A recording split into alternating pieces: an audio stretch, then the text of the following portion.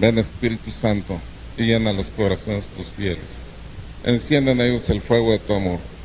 Envía, Señor, tu Santo Espíritu y cosa no creado, y se renovará la faz de la tierra. Oh Dios, que has instruido e iluminado el corazón de los fieles con la luz del Espíritu Santo, haz que este mismo Espíritu nos haga derramar el bien y siempre nos llene el gozo de sus consuelos divinos. Por Jesucristo nuestro Señor, en nombre del Padre, del Hijo y del Espíritu Santo. Amén.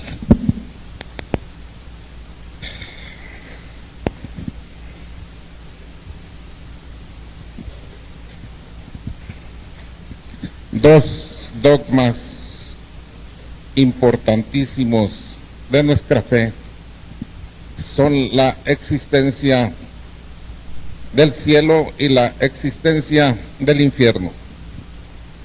Basta recordar en la propia palabra de Dios, en el juicio de las naciones, cómo a los salvados dirige una bendición: vengan benditos de mi Padre a poseer el reino preparado para ustedes.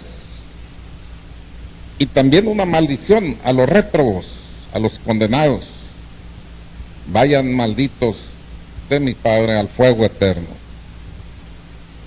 Es una verdad, pues, son dos dogmas, una verdad expresada en la palabra de Dios, que ha mantenido la Iglesia durante 20 siglos en su texto íntegro, como un dogma. Ayer hablé con toda intención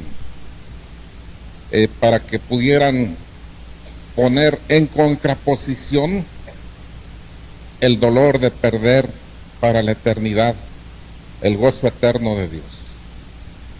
Y vimos en una pincelada todo ese gozo, tanto accidental del cuerpo del alma, como el esencial de la visión beatífica. Y después de haber visto esto, dado que el tema de fondo son las postrimerías del hombre, y dado que la Iglesia no puede renunciar a ninguno de sus dogmas, y de que yo, exponiendo estos ejercicios cuaresmales, si soslayara el dogma del infierno, cometería un pecado grave de omisión, porque solo estaría mostrando la misericordia de Dios, omitiendo la justicia que también en Él es infinita. Quien quiera ver un Padre solo a la luz de la misericordia, está queriendo encontrar un Padre bonachón. No, es un Padre bueno. Yo castigo y pruebo a los que amo, dice el Señor. Y claro que hay un castigo que la Iglesia, en el depósito de la divina revelación, por 20 siglos ha mantenido intacto como dogma. Pero además, acuérdense que en la misma palabra de Dios, 25 veces en los evangelios, nuestro Señor habla del infierno como un lugar de penas y penas eternas. Yo me niego siempre que hablo de este tema a dejar ir en forma ilusoria a imágenes dantescas, porque ni la Iglesia ni la palabra las tratan de esta forma. Respeto a quien se apoye en la revelación privada. Si esas son las luces que el Espíritu Santo les da, habrá un aprovechamiento, porque Él es el que lleva la obra del anuncio y expansión del reino. Pero a mí las luces que el Señor me da siempre me llevan a fundamentar esto en la palabra de Dios, y no quiero entonces ver desde la óptica, repito, de que si los diablos con cola, con tridente, que no.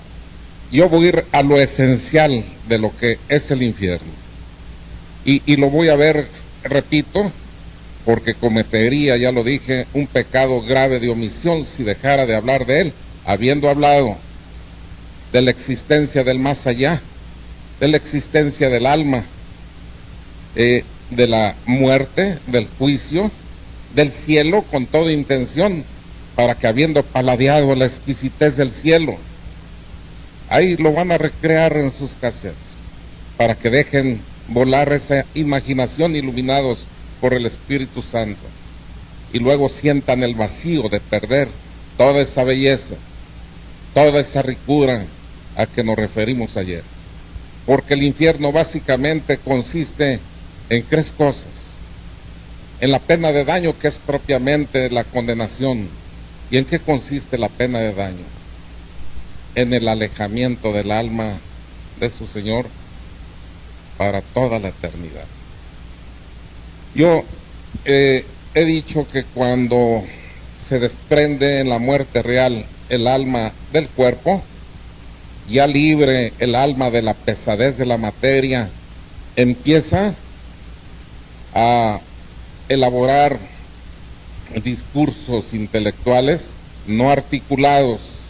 Miren qué tardado es el proceso del discurso humano. Los cinco sentidos: vista, tacto, gusto, olfato, oído, mandando la información que se capta, se captura en la memoria de nuestra computadora personal, que es el cerebro. Ahí en la memoria cae toda la información, revisa la inteligencia y ve que ha caído y lo clasifica: muy importante, poco importante, menos importante, pero realiza el discurso propio del intelecto, analiza, relaciona y sintetiza. Y es un discurso que hacemos en forma automática, ya sin darnos cuenta. Analizar es descomponer el todo en sus partes para ver de qué estamos conociendo. Si yo analizo un árbol, veo que tiene raíces, tallo, ramas, hojas, flores, fruto, y empiezo a ver parte por parte qué función tienen en este árbol. Y luego relaciono si lo que estoy revisando ya tengo antecedentes de él, porque haya conocido en un evento anterior de algo similar. Eso para hacer una síntesis más breve. Y todo eso es tan automático que apenas si nos damos cuenta que es la forma en como pensamos. Miren, para que vean que real es esto, voy a empezar a analizar partes sueltas y van a ver cómo ustedes sin quererlo automáticamente van a relacionar y van a sintetizar. ¿A qué me estoy refiriendo yo cuando digo cachucha, silbato, macana? Cuando tengan ya algo lo dicen. Policía, bueno, hasta que surgió la macana, porque si hubieran dicho antes, hubieran apresurado un juicio, hubieran fallado. Podía haber sido un árbitro de fútbol. ¿Ya ven? Y si yo digo sonaja, ¿mande? Puede ser danzante. Ahí, si apresuran juicios, su síntesis va a fallar. Si yo digo, ahora sí, sonaja, cuna, ahora sí, ¿se fijan? Vas analizando partes sueltas, pero relacionas de inmediato a ver en tu memoria si hay el antecedente. Si no, es que vas a conocer por primera vez, y ya la segunda vez que analices ese árbol, vas a decir, es un guayabo, es un limón, ya tienes el antecedente. O este no lo conozco, hay que verlo bien cómo se llama, y la próxima vez ya va a haber el registro en mi memoria. No, se fijan cómo este discurso, de ahí la inteligencia manda la información a la voluntad y esta decide para bien o para mal. No hay actos inertes, siempre se decide para bien o para mal. Las omisiones también cuentan. Tuve hambre, no me diste de comer. Desnudo, no me vestiste. ¿Se fijan? Enfermo, no me visitaste. Encarcelado, no fuiste a verme. Vayan malditos al fuego eterno. Bien, omisiones cuentan. Siempre se suma o se resta. Pero se fijan qué tardado es este proceso articulado del pensamiento humano. Si yo le dijera al maestro Puga, hábleme todo lo que usted sabe de la Biblia, pues él empieza, a lo mejor me habla días, semanas, meses o años, no sé, y yo tratando de captar todo lo que me está diciendo, y finalmente yo creo me voy a quedar con un porcentaje mínimo de todo su discurso. Si un ángel le dijera, ¿qué es lo que sabes tú de la Biblia? Y él se dispusiera a mostrárselo, el ángel voltea y en esa mirada, en una locución, se lleva toda la información que él le quiera presentar. En el discurso lentísimo de los humanos, pero cuando estamos, repito, todavía sujetos a la pesadez de la materia, porque cuando ya se desprende el espíritu, es un espíritu capacitado igual que cualquier otro.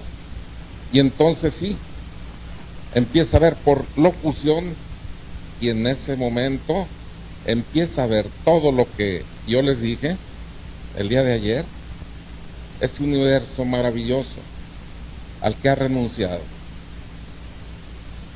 Y cuando sabe que se está alejando de ese bien supremo, de ese gozo, de esos deleites que ayer expresé con toda intención para que pudieran aquilatar lo terrible que es alejarse de ellos, y sobre todo de la visión beatífica, de la visión cara a cara de Dios, entonces el que es condenado se lanza rabioso, se lanza con furia a poseer al Señor y va a sentir una fuerza como si fueran dos brazos poderosos que lo alejan, y vuelve a intentarlo y con desesperación busca tomar esto que él considera, dije con toda intención esto, porque no piensa en alguien sino en esto. Es un egoísmo sofisticado. Se lanza para poseer al Señor, pero no porque lo ama, lo sigue odiando.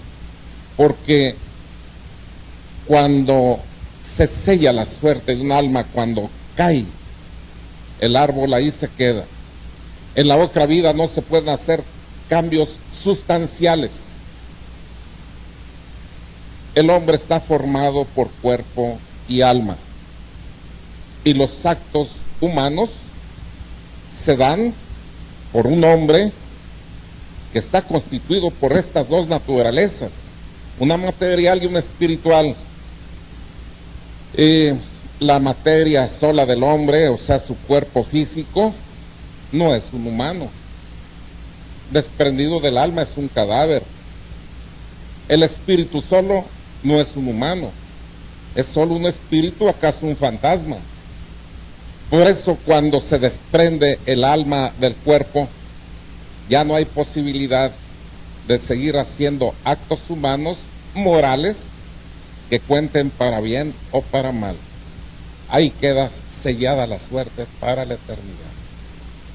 Y el condenado en ese momento, esos esfuerzos que hace, los hace porque ahora sí, viendo por locución, se da cuenta de que ha perdido la posibilidad de la felicidad y del gozo. Y ahora los quiere tomar como lo tomaba en la tierra, con violencia, por capricho o de cualquier forma. ¿No? Ya no puede acercarse al Señor. Y alguien dirá, ¿y por qué el Señor, si ahora lo buscan, lo rechaza? ¿Que el Señor no es misericordioso? Pero acuérdense que para que el Señor muestre misericordia debe haber contrición. Mira que estoy a las puertas de tu corazón y llamo. Si me abres, paso y ceno contigo. Y así como fui sentado a la diestra de mi Padre, te sentaré a mi diestra. Es un diálogo de amor, un coloquio de amor, pero en balde va a estar tocando el Señor tu puerta. Si tú quieres, le abres, y si no, no le abres.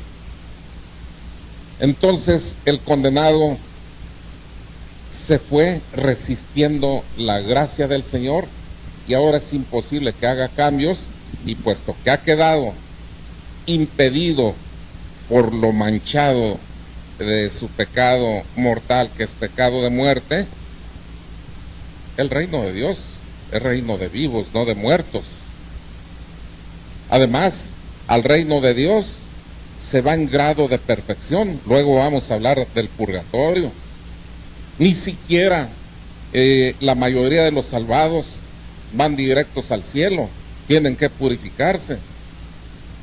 Pero estoy hablando de los que mueren en gracia y que todavía tienen penas de pecados ya perdonados que ser purificados, no del que está muriendo con el pecado mortal en el momento que le sorprende la muerte. Entonces es imposible que esta alma pueda hacer un cambio, y entonces empieza él a entrar en una desesperación, empieza a sumirse en una desesperación, y dice la Escritura que cada vez va a sumirse en los ayes del dolor. Ay de mí que se me dijo y no creí, ay que se me invitó y no fui, ay que pude y no quise, ay, ay, ay hasta la eternidad. Es el gusano que roe sin descanso, reclamándole a él mismo que nadie sino él es el culpable de su suerte.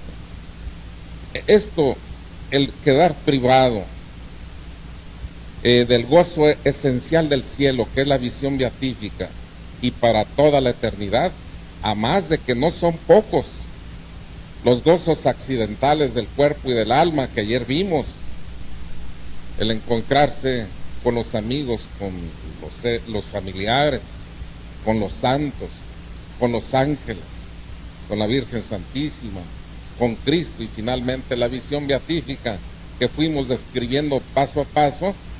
Todo esto va a pesar en su conciencia. Yo por ahí, alguien decía, y es algo que se repite como una leyenda, será cierta, falsa, que alguien que compraba a diario su billete de lotería, un día no lo compró, y al día siguiente se dio cuenta que el día que no lo compró cayó el premiado, que era el gordo, y en su desesperación se mató. Esta historia me la han dicho varias gentes, quién sabe si sea cierta o si inventada, pero viene muy a modo porque él va a recordar las veces que tuvo la posibilidad de arrimarse a Dios, las veces que se le invitó, y ahora ve las gracias que Dios derramaba, reclamándolo para su reino, y cómo lo rechazó sistemáticamente. ¿Por qué no dejaste al compañero o compañera que era motivo de tu pecado? ¿Por qué no dejaste los vicios? ¿Por qué no dejaste los honores, la codicia de los bienes materiales mal adquiridos, etcétera? Siempre priorizaste algo que no servía por esto, y eso es lo que te sume en desesperación para toda la eternidad. Este es el peor sufrimiento que se vive en el infierno. Viene otro, que es la pena de sentido, que siendo terrible como es, nada tiene que ver con el sufrimiento que ya lleva el alma, que se sabe separada de Dios para la eternidad. Se habla, pues, y es un dogma, de que existe un fuego. La Iglesia no ha definido la clase de fuego. Ciertamente no es como el fuego terrestre, toda vez que afecta y castiga cuerpos y almas, pero no consume ni destruye, sino que sigue conservando la vida, no puede morir, y a la persona que está en la eternidad está ya en la inmortalidad, pero es un fuego real. Por ahí leía yo una declaración de la Sacra Penitenciaria Apostólica, uno de los tribunales de la Iglesia, a propósito de un feligrés que negaba la existencia del fuego, diciendo: Dios es misericordioso para complacerse en ver quemar un hijo. Bueno, es que siempre queremos ver en forma antropomórfica, ¿verdad? Y nos sucede lo que le sucedía a San Agustín cuando se andaba volviendo loco con la revisión del dogma de la Santísima Trinidad, el coscorrón que le dio nuestro Señor, haciéndose ver como un niño. Oye, niño, pues ya me cansaste, ¿qué tanto haces con ese balde de agua? No me dejas pensar. Pues no ves que estoy queriendo cambiar el mar y meterlo en ese hoyo. Pues no seas tonto, ¿cómo piensas que va a caber en esa inmensidad del mar? Es más fácil que yo meta el mar en este pequeño hoyo, que tú puedas comprender lo que estás pensando. Queremos ver desde la óptica humana estos juicios divinos. Los vamos a entender muy bien con locución cuando estemos allá y veamos que sus juicios son exactísimos, son justísimos y también llenos de misericordia. Pues la Sacra Penitenciaria hizo una declaración oficial a propósito de alguien que negaba que existiera fuego en el infierno, y hizo esta declaración: instrúyase a esta persona que niega la existencia real del fuego en el infierno, y si a pesar de esta instrucción catequética él sigue negando esa existencia, niéguesele la confesión y déjesele al margen de la iglesia. Entonces, pues es una realidad que nosotros no podemos soslayar, tenemos que decirla, aunque debo decir, no hay una definición en la clase de fuego que este sea. Pero miren, sin duda que lo que agrava todo el problema es de que son sufrimientos que no cambian por toda la eternidad. Esto es espantoso. En la tierra nosotros decimos, cuando hay algún problema, no hay mal que dure 100 años, ni enfermo que los padezca. Estamos diciendo que la muerte a veces hasta nos trae una buena solución, porque con ella se acaban los sufrimientos, al menos físicos. Pero acá no hay ese paliativo. Yo a veces me valgo porque solamente poniendo analogías humanas podemos entender estas cosas espirituales.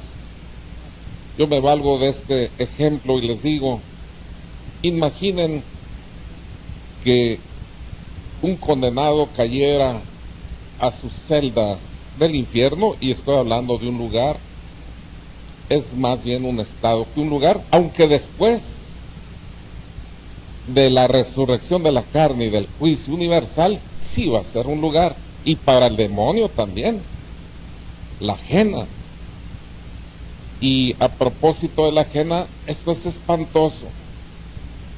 Yo, como se dan cuenta por los testimonios que he dado, he estado en cientos de miles de oraciones de liberación. Cientos de miles de liberación o exorcismo. Pero la primera vez que a mí me tocó ver que un exorcista mandara a un demonio a la ajena, ya dije, es el lugar a donde van a ir todos los condenados para ser confinados, los demonios, para ser confinados y nunca más salir. Mientras que ahorita andan como león rugiente alrededor nuestro queriéndonos devorar. Saben que su suerte es esa, que les queda poco tiempo y que quieranlo o no, el día del juicio final quedan encadenados sin poder salir de este lugar de castigo. Pero al demonio que con autoridad venida de Cristo y depositada en su iglesia que ejerce el exorcista en ese momento tiene autoridad para anticiparle la fecha al demonio y mandarlo a la ajena. Y la primera vez que oí y vi esto, duré como una semana casi sin poder conciliar el sueño y casi sin comer. Le decía el exorcista: suelta a este Hijo de Dios, suelta a este que lleva el sello de la Santísima Trinidad desde el día de su bautismo. Se refiere al carácter expreso por el bautismo. Suelta a este hijo de la iglesia. No lo suelto, no lo suelto. Y ya tenía más de 3 horas el forcejeo. Y yo he dicho que el exorcista va llevando las cosas por donde el Espíritu Santo lo va guiando. Finalmente es el Espíritu quien libera. No hay exorcista bueno o malo. Habrá exorcistas más experimentados, menos experimentados, pero no es el exorcista el que libera, sino el Espíritu Santo. E iluminado por el Espíritu Santo, dice el exorcista: mira, que si no sueltas a esta persona, tengo autoridad para mandarte a la ajena. No lo sueltas. ¿No lo sueltas? No.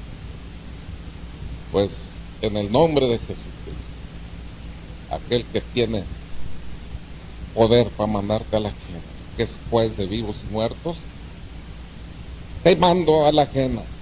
Y se oyó un alarido. Ya estoy diciendo que es mandarlos al lugar de castigo en forma anticipada. Se oyó un alarido. Yo no sé cuánto puede un cantante de ópera sostener un agudo. Tal vez 1 minuto, no sé si eso sea mucho o poco, yo no conozco de eso. Pero oír cómo se prolonga un alarido y que se oye que se va perdiendo en el espacio. O sea, el efecto de Doppler, ¿verdad? Cuando un tren pasa pitando, se desvanece. Era un grito agudo. No sé si habrá durado 3, 4 minutos, 5 minutos. Fue algo que humanamente es imposible sostener. No hay aire en los pulmones que se pueda dar. Y era desgarrador. Y yo, cuando se estaba oyendo eso, me quedé pensando, y este fue un hijo de Dios creado con perfecciones que los humanos a veces ni imaginamos, sino hasta que los veamos en la gloria. Y por su soberbia, por su malicia, no solo cayó de su pedestal de gloria, sino que ahora anticipadamente, por su necedad, está siendo confinado para toda la eternidad. Qué espantoso. Es donde toma uno la realidad de todas estas cosas. Pues volviendo al ejemplo que yo decía, cae un condenado, y esto es solo una referencia, un ejemplo para que se pueda entender. Cae un condenado a su celda de castigo y ve en el calendario y en el reloj terrestre, 1 de enero de 1950, por poner algo, 12 del día. Pues ahí está la referencia de su caída, y él empieza a ver que desde su celda de castigo se alcanza a ver el planeta Tierra, y empieza a ver que una hormiga empieza a caminar. Pues cuando la hormiga hubiera dado tantas vueltas a la Tierra que se hubiera hecho un cráter gigantesco y la Tierra se partiera en dos, él vería el calendario terrestre y el tiempo terrestre y vería que habían transcurrido miles, tal vez de trillones de años. Y cuando voltea a ver el calendario del infierno y el reloj del infierno, espantado ve que sigue marcado 1 de enero de 1950, 12 del día. Y entonces toma conciencia de su espantosa realidad. está en el tiempo sin tiempo, el tiempo que no termina. Qué espantoso, hermano.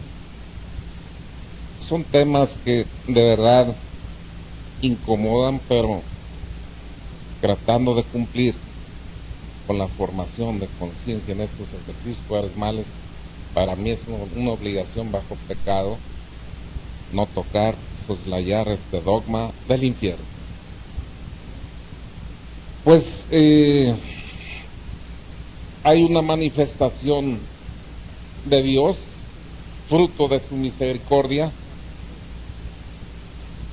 Al cielo se va en grado solo de perfección, pintitos no se entra al cielo. ¿Qué significa ir en grado de perfección? Que vayas sin la más ligera mancha, ni de pecado venial, ni de imperfección. ¿Se acuerdan lo que le dijo nuestro Señor al joven rico? Maestro, bueno, ¿qué debo hacer para alcanzar la vida eterna? Cumple los mandamientos. ¿Cuáles? No robes, no mates, no adulteres, honra a tu padre, a tu madre, etcétera. Ah, eso ya lo he cumplido, lo he guardado desde muy joven. Y el Evangelio de San Marcos, a diferencia de San Mateo, dice que el Señor volvió y lo vio con amor. Significa que vio que sí era un cumplidor de la ley. ¿Y qué le dice? Ah, si quieres ser perfecto, no nada más quieres salvarte y luego purgar las penas no pagadas, sino que quieres entrar en grado de perfección al cielo, entonces ándale, ve, vende todo lo que tienes, reparte ese dinero entre los pobres, y entonces ven, una invitación formal, toma tu cruz y sígueme, sé uno de los míos. Era una invitación hermosísima. ¿Acaso el apóstol crece si hubiera aceptado? Pero dice la Escritura que al ver lo que se le exigía para ir hacia la perfección, para ir hacia la santidad e ir al cielo sin purgatorio, entiéndase así, dio la espalda y se fue entristecido. Nosotros tenemos muchas ventas que hacer. La lujuria, la soberbia, la mentira, la crítica. De hecho, nuestro Señor le pidió a él eso porque era la pasión que sujetaba su corazón. Pero a la adúltera, ¿qué le dijo? Mujer, ¿dónde estaban los que te condenaban? ¿No te han condenado? No, Señor, pues yo tampoco te condeno, ¿pero qué? Ve y no sigas pecando. Despójate de eso que sujeta tu corazón, ¿verdad? En el caso de Zaqueo, ¿qué dijo nuestro Señor? Zaqueo era pequeño de estatura, pero no de inteligencia. En cuanto se dio cuenta que el Señor iba a estar con él y sabiendo qué doctrina predicaba, se le adelantó. Y antes que abriera la boca, el Señor dice: Señor, te tengo una sorpresa. Mira, voy a repartir todo mi dinero, voy a dar la mitad a los pobres y al que haya defraudado le voy a devolver 4 veces más. ¿Qué dice el Señor? Hoy llegó la salvación a esta casa. ¿Se fijan? O sea, hay que despojarse de esa pasión. Pues al cielo solo se ve en grado de perfección, pero significa que como la mayoría no vamos a alcanzar esa perfección en la tierra, entonces si no hubiera un lugar intermedio salido del amor de Dios, que es el purgatorio, pues entonces la mayoría nos condenaríamos, porque al cielo solo se va en grado de perfección. Entonces nuestro Señor nos pone ese lugar donde van las almas de los justos, de los que mueren en estado de gracia, pero que tienen pecados, penas por pecados ya perdonados, por saldar. Para que se pueda entender esto, viene un niño y rompe un cristal ahí por vagancia, y sale Javier Cruz y le dice, lo va a regañar al niño, pero él cuando ve a Javier que va enojado, le dice: Señor, perdóneme, no lo vuelvo a hacer. Dice Javier, está bien, te perdono. Pero mira, es de justicia. Ese cristal estaba bien y por tu vagancia lo rompiste. Ve, saca de tu alcancía, ya no tienes problema conmigo, ya estás perdonado, pero repara ese daño. ¿Se fijan? Y por ahí hay el ejemplo de un sacerdote, de un santo confesor, no sé, no me acuerdo quién es, pero que llegaron y le confesaron un pecado de difamación. Y él dice, bueno, está claro que vienes arrepentido o arrepentida y yo debo perdonar ese pecado. No puedo retener el perdón, yo solo administro la confesión. Vas a poner tus cuentas al día con Dios, pero te voy a dar una penitencia proporcional a tu pecado. ¿Te parece bien? Pues que sí. Agarra una gallina, ve quitándole pluma por pluma, contándolas alrededor del pueblo, y cuando ya la hayas desplumado toda, empiezas a juntar las plumas, y si no las juntas todas, no te voy a dar la absolución. Pues entonces estás jugando conmigo, Padre.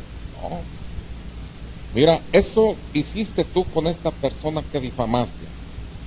Al que le dijiste el falso testimonio, vas a ir y le vas a decir, ¿sabes qué? Me tuve que confesar, estoy arrepentido, lo que te dije era mentira, fue un falso testimonio. Pero el otro ya lo platicó a otra persona, y ya no vas a poder recuperar la fama del ofendido. Y tú te vas a sentir ya muy en sana paz, yo ya estoy con mis cuentas en paz con Dios, mientras que la otra pobre a lo mejor va a estar toda su vida señalada por una falta que no cometió. ¿A poco crees que eso ante la justicia divina no tiene una exigencia y un cobro?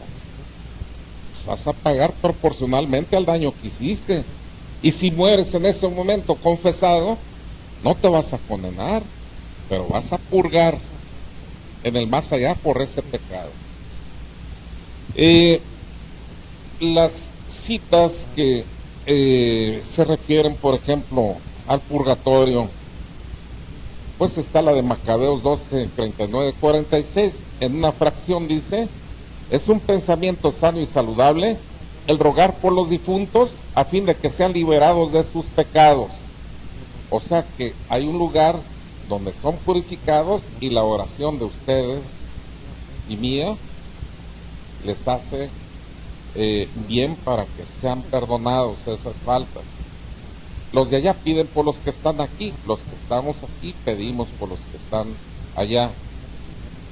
Luego en el profeta Daniel 12:10, muchos serán lavados, blanqueados y purificados.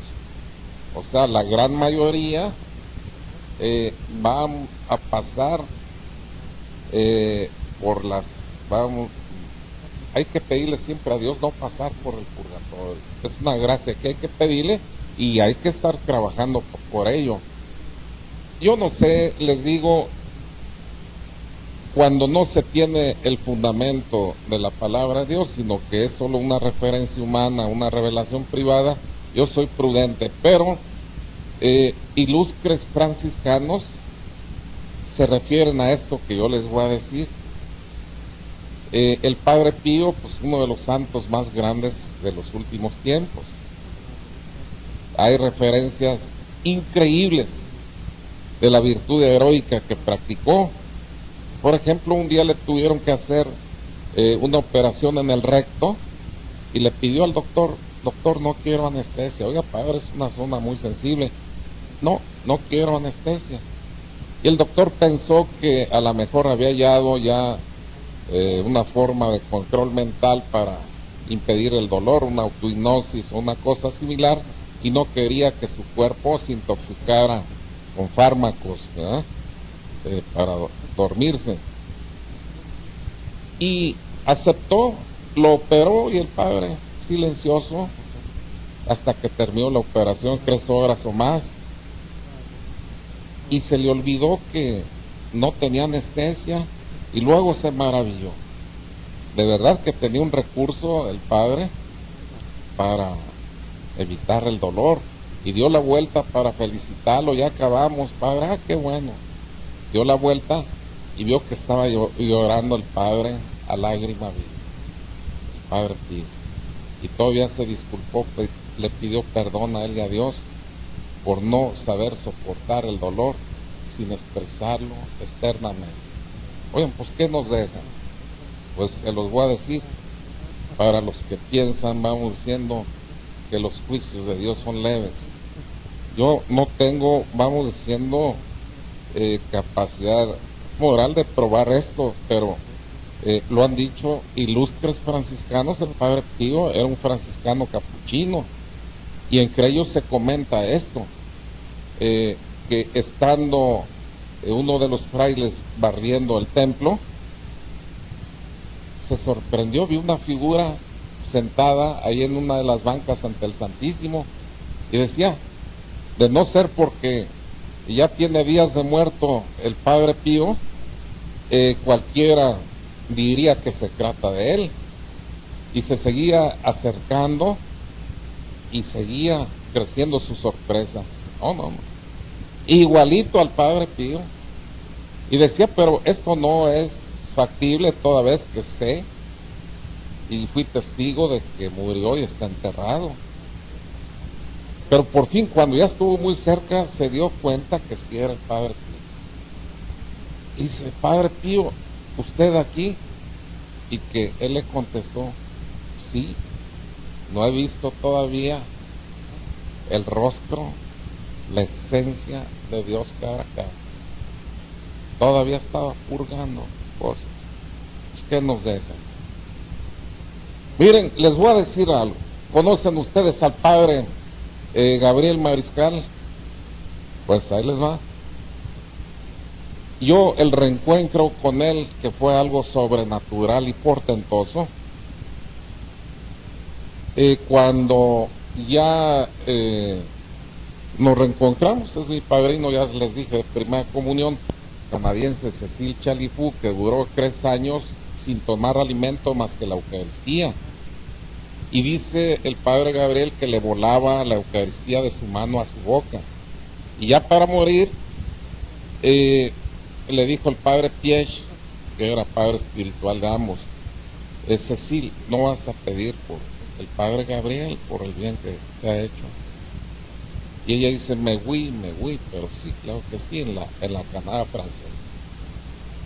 Y dice el padre Gabriel que como 5 minutos hizo oración, y luego le regaló por ahí una estolita que ella había tejido, dice, para que recuerde cuando la vea, que el Señor desde ahora le avisa que no va a ser usted un maestro de universidad como está desarrollándose ahorita en una universidad. Estuvo en la Universidad de Buffalo, en Nueva York, que es de franciscanos, y así andaba. Dijo, no, usted se va a ir como misionero allá con los indígenas de México, en su país. Y se va a encontrar a estas y estas y estas personas que van a hacer como boyas flotantes en su vida, para que a través de esos encuentros sepa que va por el rumbo que el Señor le tiene, aunque parezcan contradictorios los eventos de su vida. Y dice, entre ellos me hablaba de un sacerdote y me habló también de ti. Entonces para mí tu venida significa para mí cambio y para ti inicio. Hoy te toma el Señor y vas a empezar a vivir cada vez más intenso hasta que estés metido totalmente en tu tiempo en las cosas del Señor, 24 horas del día. Pues yo me asusté, dije, no, oye padre, yo quiero decirle, yo a usted le puedo ayudar asignando a lo mejor una cantidad mensual de apoyo a sus misiones, pero yo ando muy ocupado, o sea que no quiero hacer compromiso con usted.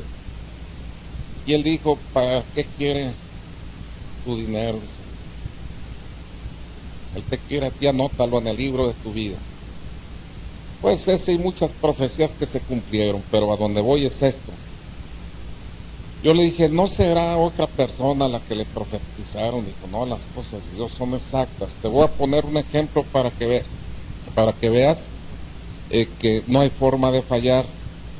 Me dijeron que me iba a encontrar, igual que a ti, a un sacerdote un día, y que cuando lo viera tenía que decirle en el nombre de Dios avisos terribles, de anuncios de castigos, reprimendas por pecados de vida pasada, como una forma de purificación y de manifestación del amor que Dios le tenía. Y si cuando oí lo severo de lo que tenía que decirle a un sacerdote, sentí yo mucha tristeza y sentí que me pesaba la encomienda que me daba el Señor a través de esta santa. Pero pasaron los años y se me olvidó. Dice, y un día me invitaron a conocer a un sacerdote capuchino en un convento ahí en Estados Unidos. Le decían el padre de los pajaritos. Dice, porque por donde pasaba se le venían los pájaros y le cantaban en la cabeza, en las manos, en los hombros. Una algarabía, no lo dejaban. Dice, y me dijo quien me invitaba, venga para que vea las maravillas de un hombre de Dios, que hasta con signos externos Dios lo distingue. Pues fuimos, dice, y efectivamente el padre andaba en el claustro meditando, entonces no lo quisimos interrumpir, me presentaron con él y ya le dije, pues mucho gusto, padre, y adiós. Ya, un honor conocer un hombre así. Pero cuando ya me iba, me dice, padre Gabriel, ¿puedo platicar con usted un poco? Sí, cómo no, padre, pues para mí es un honor. Si con el saludo yo me daba, imagínese lo que significa poder dialogar con usted. Dice, pues ¿cuál va siendo mi sorpresa? Que cuando quedamos a solas, se hinca, pone sus brazos en cruz y dice, padre, por amor de Dios, dígame usted el mensaje de que es depositario. Anoche el Señor me hizo saber que venía usted y debía pedirle aquel mensaje que a través de una santa le dio para mí. Dice el padre Gabriel, para aquellos que piensan que Cristo ya vino y murió por nosotros y que la justicia divina no exige, vamos diciendo, la reparación, pero como fruto de amor esa purificación que le iban a hacer a él, porque no es un Dios punitivo, sino que alguien que ahora entendía el esfuerzo que este hombre realizaba, por medio de la cruz lo iba a purificar. Hay que dimensionar, el sufrimiento es una forma de merecer. Ahora se predica el hedonismo, no se acepta el sufrimiento. Quien quiera ascender a Cristo de otra forma, lo están engañando. Vean la vida de Cristo, no fue sino renuncia, sufrimiento y martirio. Pues el tomar pues conciencia de estas realidades, sin duda que nos va a llevar a que en el esfuerzo de la confesión de ejercicios que van a hacer estos días, conociendo que el tiempo vital es un regalo inapreciable que Dios nos da y no tiene otro sentido sino que lo aprovechemos para una conversión y poder ir aligerados de todo lo que hayamos cometido, no importa la falta tan grave que hayas cometido. Si hubiera alguien que con un detonador matara por malicia a toda la humanidad y se arrepintiera antes de morir, ese pecado le es perdonado. Porque una trampa de Satanás es esta. Al principio te alienta, ¿qué tanto es? No pasa nada, luego te confiesas. Y luego cuando ya te manchaste, dice, no, tú ya estás perdido para siempre. Dos mentiras grandes de Satanás. Una, hacer creer que no existen. No hay peor enemigo que el que no se conoce. Y la otra, que el que ya se manchó y cayó con él, está perdido. Él es un pobre diablo. No se dice con soberbia, no se dice con altivez, sino en la ubicación exacta. Miriadas como son, siguen siendo mensurables, siguen siendo criaturas y se pueden contar. El Señor es infinito, nada que ver. Una sola gota de la sangre de Cristo hubiera bastado para redimir al universo espiritual y el universo material. Y les voy a dar ese bastión hermosísimo de nuestra Madre Santísima. Reflexionen esto y voy a preguntarles: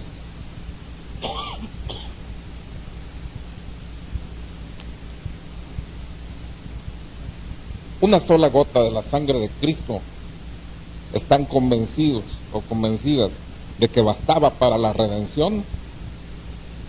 Gloria a Dios. Pues miren, pónganse a pensar esto.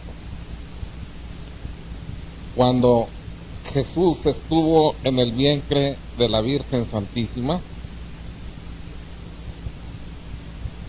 ella le bombeaba sangre humana purísima, inmaculada, al Hijo. Pero cuando pasaba por el cuerpo de Cristo, esa sangre se divinizaba y Él le retornaba a su madre sangre divina. ¿Cómo no? La mujer vestida de sol. Dice mi párroco, hay que tener cuidado en ubicar bien. La Virgen Santísima seguirá siendo una criatura, mientras que el Señor es el Señor. Pero dice mi párroco, casi la hizo una diosa, la vistió de sol, la vistió de divinidad. Legítima razón por causa de mis pecados, me fueras a condenar. Pero si yo clamase a tu madre pidiendo auxilio, tú no me condenarías. Mi mamá, la certeza de una madre con un poder de súplica total. O sea, es el bastión para todos nosotros. Pues vean ustedes cómo yo al infierno, como ven, no lo soslayo, pero no le pongo énfasis en forma directa, sino en comparación con lo que se pierde, que en realidad ese es el auténtico sufrimiento del infierno, el alejamiento de Dios. Por eso ayer hicimos en forma detallada un recuento de los gozos accidentales y del gozo esencial del cielo, que es la visión beatífica, para que vieran en contexto lo terrible pues que es alejarse de Dios por toda la eternidad. Es imposible que alguien que está rezando diario su Santo Rosario y esté comulgando cada día, se pueda perder. Cristo es el amigo siempre fiel, Él no juega con sus hijos. Yo les voy a dar este testimonio para la gloria de Dios. En el grupo de espiritualidad y vida interior llevamos 6 prácticas. Pues ¿saben qué? Dentro de las prácticas está el despojo de la pasión dominante. Se conoce y se empieza a luchar contra ella. Luego, el ofrecimiento de todos los actos del día, todos, sin excepción, los estamos ofreciendo. Y al final del día terminamos con un arsenal de bendición, haciendo lo que siempre se hace. Pero cuando se hace con indiferencia no tiene ningún aprovechamiento especial. Cuando lo haces en el nombre de Dios, que lo diga Santa Teresita, que no hizo otra cosa, sino cosas ordinarias, pero en forma extraordinaria, porque lo hacía en el nombre de Dios. Bueno, esa es la segunda práctica que hacemos. La tercera, comunión sacramental diaria y lectura diaria de la Biblia, meditándola. La cuarta, 2 sacrificios voluntarios diarios para que sepa la parte del cuerpo que hay mando, que es el espíritu, el que lleva las riendas. Luego, visita al Santísimo, rezo del Santo Rosario y del Ángelus. Pues ¿saben qué? De los miembros del grupo de espiritualidad y vida interior que han ido muriendo, siempre Dios nos ha dejado ver cómo es fiel al que se le entrega. Mueren con todos los auxilios espirituales, mueren con la confesión, con el viático, con la unción de enfermos, con la bendición papal, con todo. Todos los que se han ido hasta ahorita han partido de esa manera. En el amor no hay temor, no hay temor. Hay que hablar de esto, es una obligación, son dogmas y el dogma no se mutila, no se soslaya, no se omite, pero hay que recordar que Cristo es nuestro juez y la abogada es nuestra madre. Hay un santo que dice: ¿qué puedes temer, alma mía, si quien te va a juzgar es tu hermano y derramó la sangre por ti y la abogada es tu Madre Santísima? En ese pensamiento de sencillez hay que abandonarnos en sus brazos. Y luego, palabras de Santa Teresita: aunque yo fuera no una grande pecadora, sino la mayor pecadora del mundo, estaría cierta de mi salvación, porque tengo un Padre bueno que ha manifestado el amor y su misericordia con la Magdalena, con Zaqueo, con la adúltera, con San Pablo, con San Agustín. Oigan, ¿qué me dicen de San Pablo de San Agustín, para que vean que los santos que nos propone la Iglesia como modelos fueron gente de carne y hueso como nosotros, y que les costó esfuerzo imitar a Cristo en forma heroica? La pasión dominante de San Agustín, la lujuria, él no tiene pelos en la lengua para confesarlo. Y la oración que le elevaba al Señor: Señor, yo sé que debo vencer esta pasión dominante y no lo voy a poder hacer sino con tu ayuda, solo no puedo. Entonces, Señor, ayúdame a vencer esta pasión, pero te voy a pedir una cosa: no me la quites de golpe, sino poco a poquito. ¿Cómo la ven? Eso somos. Eso somos. Oigan, pero Cristo compartió nuestra naturaleza, hasta de esas cosas no se entiende bien. Es un hermano de linaje. Entonces, háblale de las cosas del cielo y de la tierra. Estas cosas que parecen prosaicas para estarlas hablando con Dios, no, es Dios verdadero, hombre verdadero. Te entiende perfectamente tus necesidades humanas. Hay que dialogar, sabiendo, como dice San Francisco de Sales, cuando hables con Dios, acuérdate que estás hablando no con un rey al que le rindes pleitesía, no, con el Rey de Reyes y Señor de Señores, con el Creador del universo, para que no se profanen las cosas santas. Debe ser tratada santamente. No es motivo de juego, no es motivo, no, con toda la solemnidad.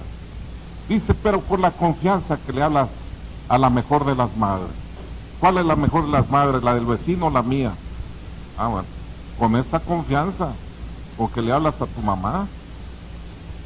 Y háblale de las cosas del cielo y de la tierra, porque eres cuerpo y eres alma, y necesitas en ambas cosas.